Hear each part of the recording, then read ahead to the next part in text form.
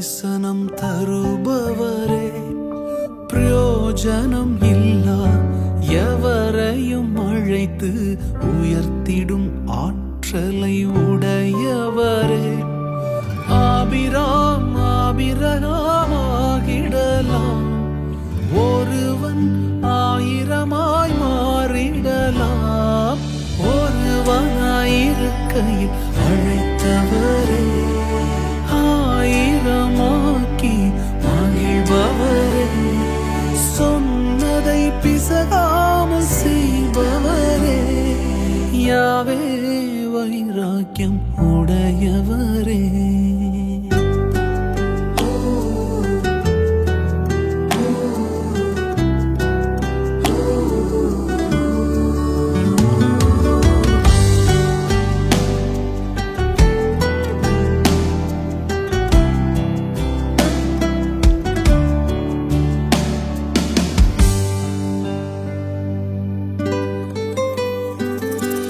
பார்வோனின் கூட்டம் எடுத்து கொண்டாலும் போனதை திரும்பிட செய்பவரே, லோத்துகள் என்னை பிரிந்து சென்றாலும் திசைகளை எனக்காக திறப்பவரே, பாதைகள் தெரியாத நாட்களிலே வார்த்தையால் வழித்தடம் அமைத்தவரே, ஒருவனாயிருக்கையில் அழைத்தவரே, 1000 மகிழ்ந்தவரே, சொன்னதை பிசகாமல் செய்பவரே, யாவே வைராக்கியம் உடையவரே.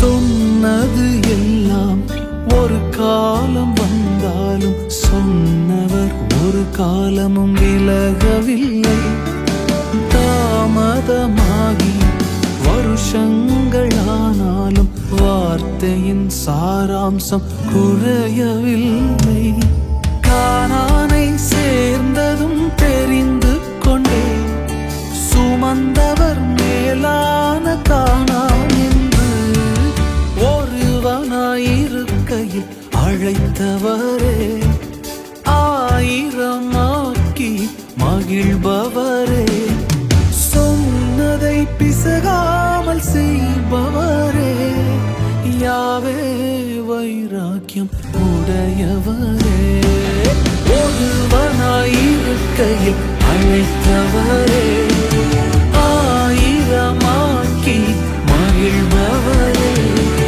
சொன்னதை பிசகாமல் செய்பவரே, யாவே வைராக்கியம் உடையவரே.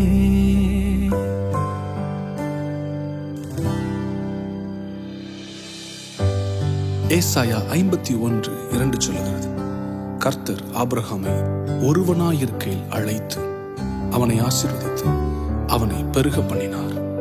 இதை கேட்கிற என் அன்பு ஊழியர்களே, நீங்கள் ஊழியத்தின் பாதையில் தனிமைப்படுத்தப்பட்டாலும் உடைக்கப்பட்டாலும் சிதறடிக்கப்பட்டாலும் அநேகவற்றை நீங்கள் இழந்திருந்தாலும் நீங்கள் அவமானத்தை சந்தித்தாலும் நீங்கள் தனியே இருந்தபொழுது ஒன்றுமில்லாமல் இருந்தபொழுது உங்களை அழைத்த அதே கர்த்தர் இன்றும் உங்களோடு இருக்கிறார். இந்த தரிசனத்தை அவர் நிறைவேற்றுவார், அவர்களோடு பயணிப்பார்.